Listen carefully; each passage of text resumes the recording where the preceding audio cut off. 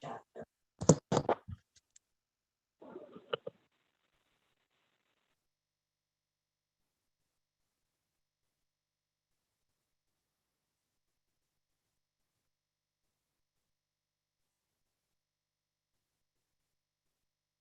All right. So we're back on live here. All right. Brother Dennis is going to be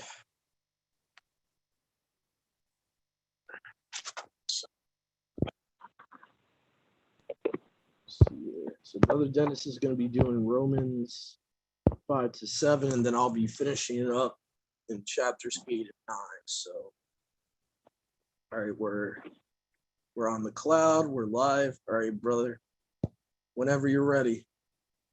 Okay.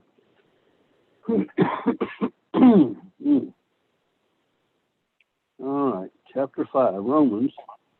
Therefore, having been declared right by belief, we have peace with Elohim through our Master Yahushua HaMashiach, through whom also we have access by belief into his favor in which we stand, and we exult in the expectation of the esteem of Yahuwah. And not only this, but we also exult in pressures, knowing that pressure works endurance, and endurance, approvedness, and approvedness, expectation. And the expectation does not disappoint, because the love of Yahuwah has been poured out in our hearts of a set-apart spirit, which was given to us. For, for when we were still weak, Messiah in due time died for the wicked. For one shall hardly die for a righteous one, though possibly for a Job, when someone would even have the courage to die. But Yahuwah proves his own love for us, in that while we were still sinners, Messiah died for us. Much more then, having now been declared right by his blood, we shall be saved from the wrath through him. For if, being enemies, we were restored to favor with Yahuwah through the death of his Son, much more, having been restored to favor, we shall be saved by his life. And not only this, but we also exult in Yahuwah through our Master Yahushua HaMashiach, through whom we have now received the restoration to favor. For this reason, even as through one man sin did enter into the world, the death through sin, and thus death spread to all men because all sinned. For until the Torah, sin was in the world, but sin is not reckoned when there is no Torah. But death reigned from Adam until Moshe, even over those who had not sinned according to the likeness of the transgression of Adam, who is a type of him who was to come. But the favorable gift is not like the trespass, for if by the one man's trespass many died, much more the favor of Elohim and the gift in favor of the one man, Yahushua HaMashiach, overflowed to many.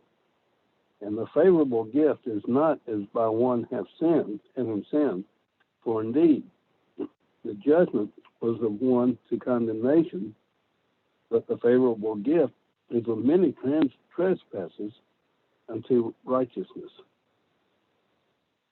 Or if by the trespass of the one death did reign through the one, much more those who receive the overflowing favor and the gift of righteousness shall reign in life through the one, Yahushua Mashiach. So then, as through one trespass there resulted condemnation to all men, so also through one righteous act there resulted righteous declaring of life to all men. For as through the disobedience of one man many were made sinners, so also through the obedience of the one many shall be made righteous. And the Torah came to decide so that the trespass would increase. But where sin increased, favor increased still more. So that as sin did reign in death, even so favor might reign through righteousness to everlasting life through Yahushua Mashiach, our Master. 6. What then shall we say? Shall we continue in sin to let favor increase? Let it not be. How shall we who died to sin still live in it? Or do you not know that as many of us as were immersed into Yahushua Mashiach were immersed into his death?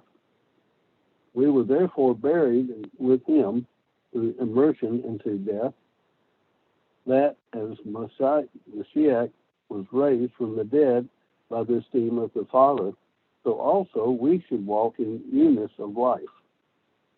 For if we have come to be grown together in the likeness of his death, we shall be also of the resurrection.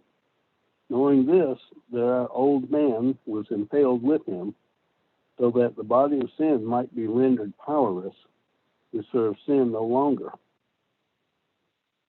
For he who has died has been made right from sin. And if we died with Messiah, we believe that we shall also live with him. Knowing that Messiah, having been raised from the dead, dies no more, yet no longer rules over him. For in that he died to sin once for all. But in that he lives to Elohim. So you also reckon yourselves to be dead indeed to sin, but alive to Yahuwah in Messiah, Yahushua Mashiach, our Master. Therefore, do not let sin reign in your mortal body to obey it in its desires. Neither present your members as instruments of unrighteousness to sin, but present yourselves to Yahuwah as being alive from the dead, and your members as instruments of righteousness to Yahuwah. For sin shall not rule over you, for you are not under the law, but under favor. What then? Shall we sin because we are not under Torah, but under favor? Let it not be.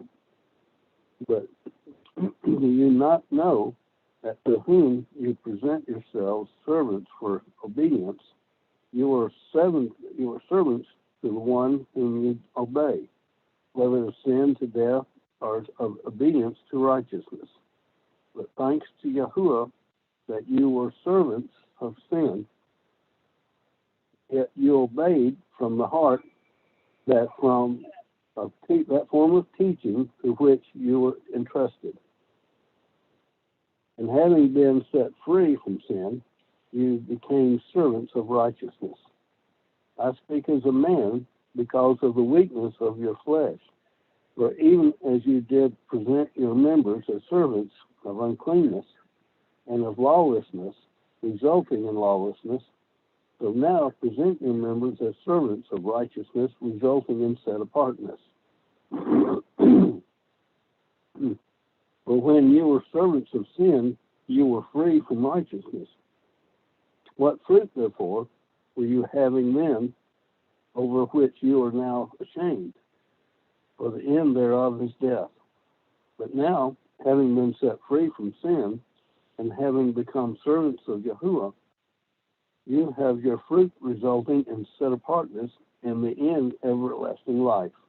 For the wages of sin is death, but the favorable gift of Yahuwah is everlasting life, and Yahushua Mashiach, our Master. 7. Or do you not know, brothers, for I speak to those knowing the Torah, that the Torah rules over a man as long as he lives? For the married woman has been bound by Torah to the living husband, but if the husband dies, she is released from the Torah concerning her husband. So then, while her husband lives, she shall be called an adulteress if she becomes another man's. But if her husband dies, she is free from the part of the Torah so that she is not an adulteress, having become another man's. So, my brothers, you also were put to death to the Torah through the body of Mashiach, for you to become in others the one who was raised from the dead, that we should bear fruit to Elohim. For when we were in the flesh, the passions of sin through the Torah were working in our members to bear fruit to death. But now we have been released from the Torah, having died to what we were held by, so that we should serve in newness of spirit and not in oldness of letter. What then shall we say? Is the Torah sin? Let it not be. However, I did not know sin except through the Torah. But also the covetousness I knew not, if the Torah had not said, you shall not covet. But sin, having taken the occasion through the command, did work in me all sorts of covetousness. For apart from Torah, sin is dead. And I was alive apart from the Torah once. But when the command came, the sin revived, and I died. And the command which was to result in life, this I found to result in death. For sin, having taken the occasion through the command, deceived me, and through it killed me. So that the Torah truly is set apart, and the command set apart, and righteous, and tob. Therefore, has that which is tob become death to me? Let it not be. But the sin, that sin might be manifest, was working death in me through what is tob, so that sin through the command might become an exceedingly great sinner. For we know that the Torah is spiritual, but I am fleshly, sold under sin. For what I work, I know not. For what I desire, that I do not practice. But what I hate, that I do. But if I do what I do not desire, I agree with the Torah that is tob. And now it is no longer I that work it, but the sin dwelling in me. For I know that in me, that is in my flesh, dwells no tob. For to desire is present with me, but to work the tob I do not find. For the tob that I desire to do, I do not do. But the evil I do not desire to do, this I practice. And if I do that which I do not desire, it is no longer I who work it, but the sin dwelling in me. I find therefore this law, that when I desire to do the tob, that the evil is present with me. For I delight in the Torah of Yahuwah, according to the inward man. But I see another law in my members, battling against the Torah of my mind, and bringing me into captivity to the law of sin, which is in my members. Wretched man that I am, who shall deliver me from this body of death? Thanks to Yahuwah through Yahusha, Mashiach, our Master.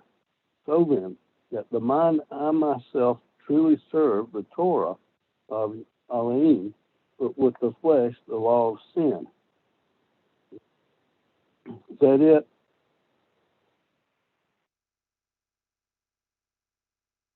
Did I do 8 too? Doug? Nope, that's it. All right. Okay. Let me see here. Is this a new hand or old hand? Can't tell. It's a new hand. I have a question, but I can wait till we're done with the reading. Okay. All right.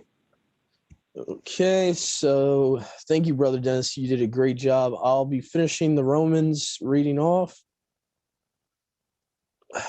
chapter 8 and chapter 9, and I will be reading from the Aramaic Bible in plain English here, also known as the original Aramaic New Testament with Psalms and Proverbs.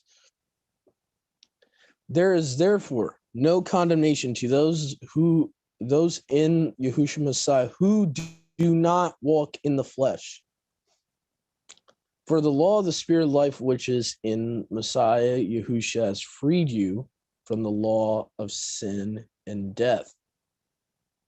Okay. For because the Torah was weak through the sickness of the flesh, so there's nothing wrong with the Torah. No. It was weak through the humans. Mhm. Elohim sent his son in the form of sinful flesh because of sin to condemn sin in his flesh, that the righteousness of the Torah would be fulfilled in us, that we would not walk in the flesh but in the spirit. For those who are in the flesh are governed by the flesh, and those who are of the spirit are governed by the spirit. For the mind of the flesh is death, and the mind of the spirit is life and peace. Because the mind of the flesh is hatred toward Elohim, for it is not subject to the law of Elohim, because it cannot be. And those who are in the flesh cannot please Elohim. But you are not in the flesh, but in the spirit, if truly the spirit of Elohim dwells within you. But if a man does not have the spirit of the Messiah in him, this one does not belong to him. But if the Messiah is in you, the body is dead for the cause of sin, but the spirit is alive for the cause of righteousness. And if the spirit of him who raised our master, Yahushua Messiah, from among the dead dwells within you, he who raised Yahushua Messiah from among the dead also will give life to your dying bodies because of his spirit who dwells within you.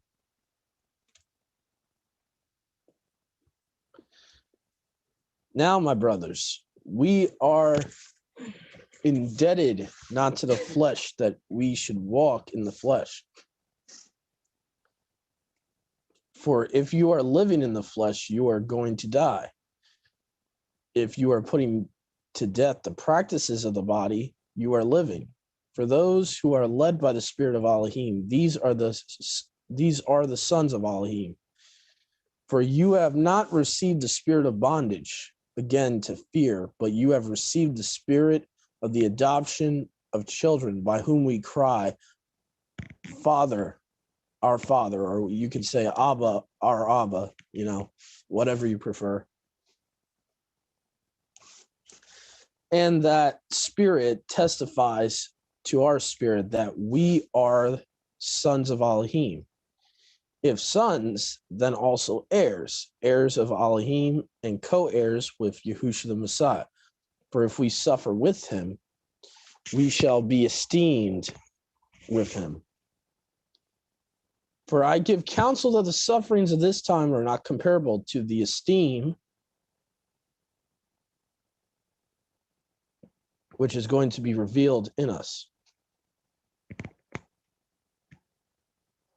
For the whole creation trusts for, and expects the revelation of the sons of Elohim.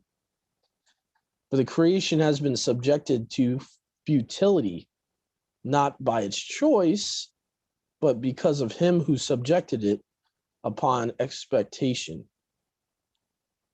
For the creation shall also be freed from the bondage of destruction into the freedom of the esteem of the sons of Elohim. Stupid. I think I was at verse 21.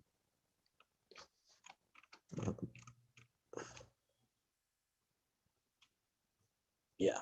For we know that all created things groan and are in labor until today. And not only so, but we also who have in us the first fruits of the Spirit, we groan in ourselves and we look for the adoption of the sons and redemption of our bodies, because we live in that expectation. But expectation that is seen is not expectation. For if we see expectation, why do we look for it? But if we expect for what is not seen, we wait patiently for it. In this way, also the Spirit helps our weakness. we do not know what we should pray for whenever it is necessary, but that the Spirit prays in our place with groaning which is unspoken. But he who searches the hearts knows what the mind of the Spirit is, for he is praying according to the will of Elohim in the place of the set apart ones. But we know that he helps those who love Elohim in everything. For Tob, those whom he preordains, so predestination, to be called. Those whom he foreknew, he also fashioned in the likeness of the image of his Son, that he would be the firstborn of many brothers.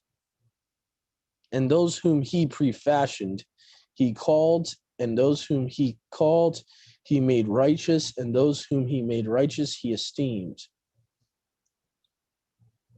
What therefore shall we say about these things? If Elohim is for us, who is against us? And if he did not show pity upon his Son, but he hanged him over for the sake, handed him over for the sake of us all, how shall he not give us everything with him? Who shall accuse the elect of Elohim? Elohim is he who declares righteous. Who is condemning? The Messiah has died and he is risen, and he is at the right hand of Elohim, and he prays for us. What will separate me from the love of Messiah? Suffering or imprisonment or persecution or famine or nakedness or peril or sword? As it is written, for your sake we are killed every day. We are accounted as sheep for the slaughter. But in all these things we are victorious by him who has loved us.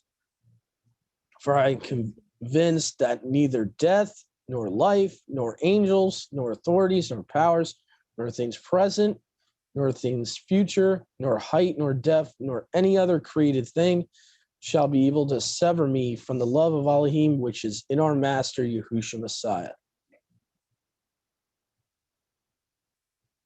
All right, chapter 9. I speak the truth in Messiah, I do not lie. My conscience bears witness to me in the spirit of set apartness, that I have great unceasing sorrow and affliction from my heart, for I have been praying that I myself might be destroyed from the Messiah for the sake of my brothers. I ain't with you there, Paul. I'm glad you love your Judean brothers so much, but Not that much. I don't love my Roman brothers that much. I'm telling you right now, that ain't happening. I'm selfish in that way when it comes to salvation. Sorry. Praying that I myself might be destroyed from Messiah for the sake of my brothers and my kinsmen who are in the flesh, who are the children of Yashar'al, whose was the adoption of children, the esteem, the covenant, the written law, the ministry which is in it, the promises, and the patriarchs, and from them the Messiah appeared in the flesh, who is the Elohim who is over all, to whom are praises and barakas to the eternity of eternity, so be it.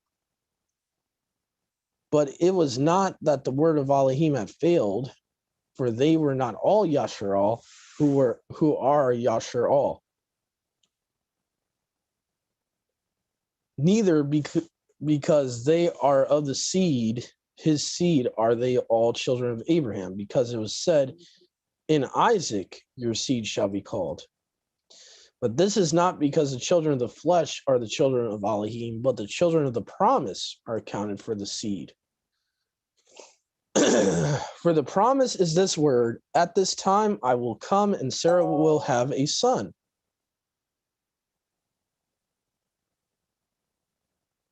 And not only this, but Rebekah also, when she had a conjugal relation with our father Isaac. Before her children were to be born, or would do good or evil, the choice of Elohim was revealed beforehand, that this would stand not by works, but by him who called. For it was said, the elder shall be a servant to the younger.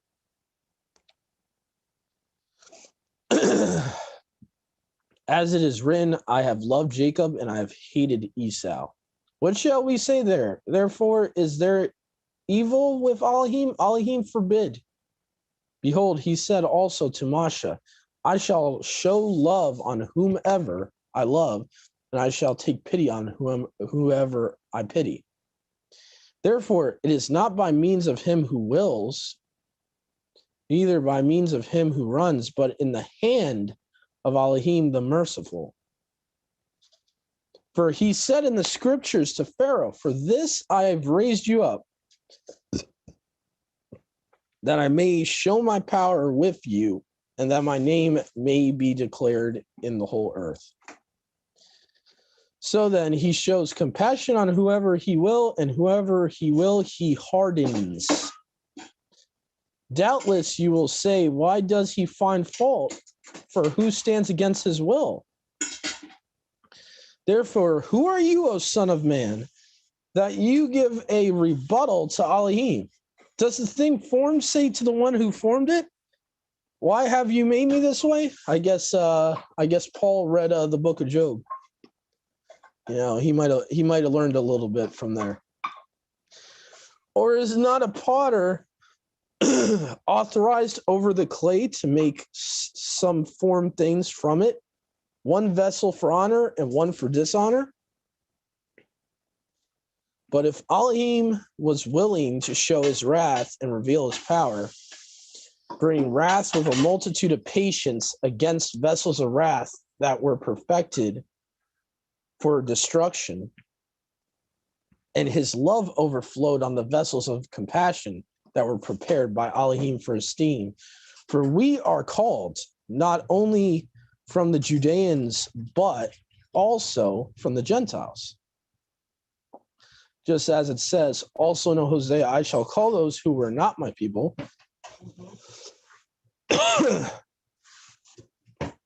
my people, and you were not beloved.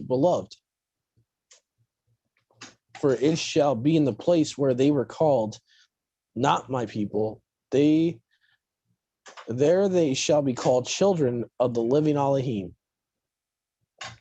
But Isaiah preached against the children of Yasharal. If the number of the children of Yasharal is as the sand of the sea, a remnant of them shall be saved. He has cut the matter short and has cut it off. Yahuwah shall do it upon the earth. And as that which Isaiah said before, if Yahuwah of armies had not left survivors, we would have been like Sodom and we would have been like Gomorrah. What shall we say? Therefore, the Gentiles who did not run after righteousness have obtained righteousness, even righteousness which is from trust. But Yasharal that had run after the Torah of righteousness did not obtain the law of righteousness. Why? Because it was not from trust, but from the works of the Torah, for they were stumbled at the stumbling stone.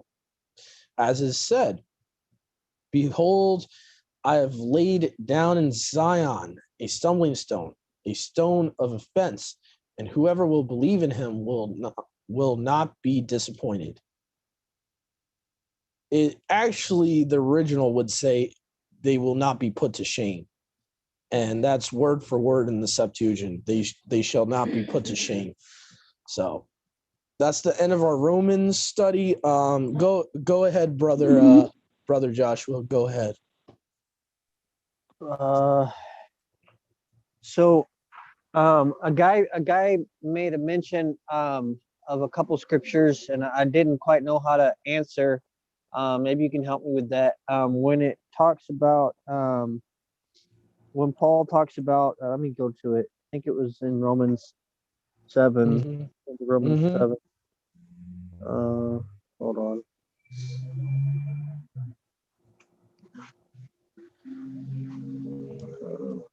Yeah. So right here at the end it says, starting in Verse 21, I find then a law that when I would do good, evil is present with me, for I delight in the law of Yahweh after the inward man. But I see another law in my members, warring against the law of my mind and bringing me into captivity to the law of sin which is in my members. And his take on that is that we have both Yahuwah's Ruach, but we also have Satan indwelling in us. I didn't quite know any scriptures to combat that. He's saying the two different laws are both Yahuwah and Satan. I would say that is a misinterpretation of that. I get where he's coming from, but no, I would say that what happened, what Paul's really talking about basically with the other law and his members, he's talking about the natural, carnal, sinful nature inside of him. Every person genetically from the fall, from birth, have this in them.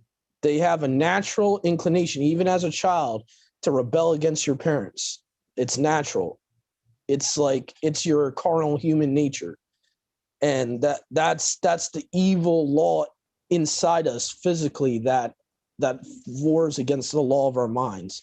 So no, it's not Satan himself, but it's almost like when Adam obeyed Satan instead of Yahuwah, it's like almost part of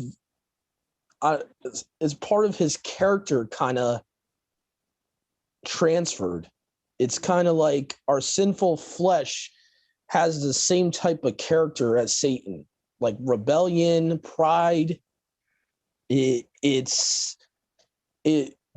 So I can see how he can misunderstand that, because the story in the garden, if you take it a certain way, you can kind of get that idea, but I would disagree. I would say it's just our inner sinful nature. That's the law that Paul's talking about. The indwelling sin, I think Christianity calls it. It's literally it's our genetic defect that came from the fall. We have indwelling sin, and that won't change until the resurrection. And that's why we constantly have to fight against sin every day of our lives. And that's why there's always going to be temptation, because our flesh of itself wants us to break Yahuwah's law. That's why Paul always talks about, if you serve the flesh, you're going to be an enemy of Yahuwah, because you can't listen to your fleshy desires and be able to serve Yahuwah at the same time. And that's why Paul keeps talking about putting dead the works of the flesh, putting dead the works of the body. So I think he misunderstood a little bit from that verse. I think some people misunderstand, and they think like Satan's actually dwelling in them. First of all, Satan is not interested in doing that. He doesn't need to dwell inside you to get you to sin. He can whisper in people's ear and influence them. Mhm. Yeah. So, he doesn't need to physically possess someone to get them to sin, So, but the law in our members that Paul's talking about is pretty much our sinful carnal nature that we all have indwelling on us from birth. That's what that goes along with what Brother Dennis read from earlier in Romans. Talks about, death reigned from, Adam to Moses. All, the death from the first sin, which, by the way, we had nothing to do with. We did not sin in the similitude of Adam, but yet that death from that particular sin passed on. We were born into it. That's the indwelling sin, the lustful carnal flesh that we were born into because of what Adam and Eve did. And that's part of the curse of the fall of mankind. that now we have a body in essence that is not congruent with Yahuwah's will. We have a fleshy body that has its own will, and we're constantly fighting. And so basically in context, Paul's talking about the law of his mind is the Torah of Yahuwah. So he's talking about, in my mind, I want to be righteous, but the law that's in my body, in my flesh, keeps stopping me from doing that. I do what I don't want to do. You know? And that's why we need a savior, because that the indwelling flesh is part of the reason that no mortal human being can be completely 100% without sin. The indwelling sin, basically prevents that from happening. So that's one of the reasons we needed a savior, was because of what happened in the garden. That pretty much changed us. Like we think of it as a spiritual level, like death and stuff like that, and but there seems to be even a genetic change when sin entered the world. So, and that's why we need new bodies. That's why we need to have resurrected bodies, and that's why I think it's Paul that says it. He says flesh and blood cannot inherit the kingdom. So without a resurrection, without Yahushua's ascension and resurrection giving us an opportunity for ascension and resurrection, without that happening, we would have no chance to get into the kingdom, because we wouldn't have a body. So.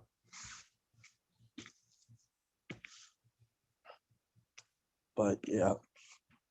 Makes sense. Thank you. Yeah, you're welcome, bro. Yeah. Yeah, I've definitely heard that viewpoint before. I've definitely heard that.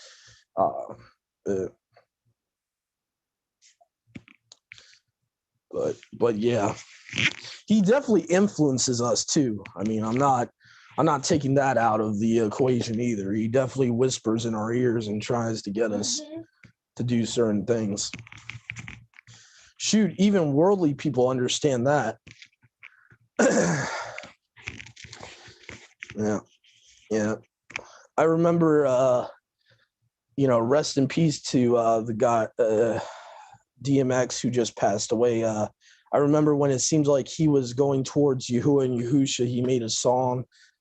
I think it was called Lord, Give Me a Sign. And one of the lyrics was in the song was like, you trying to get me to do what I used to. He's like, he was basically rebuking the devil, saying, I'm not going to let you get me to do what I used to do. So even certain celebrities of the world even understand that concept.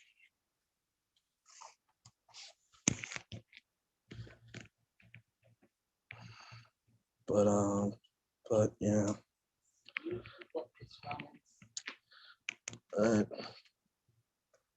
love reading that chapter 11 to remind, Uh-huh. Yeah. All right. Well, thank you for tuning in, everyone. You guys were really patient with us. Oh man, this was a long study today.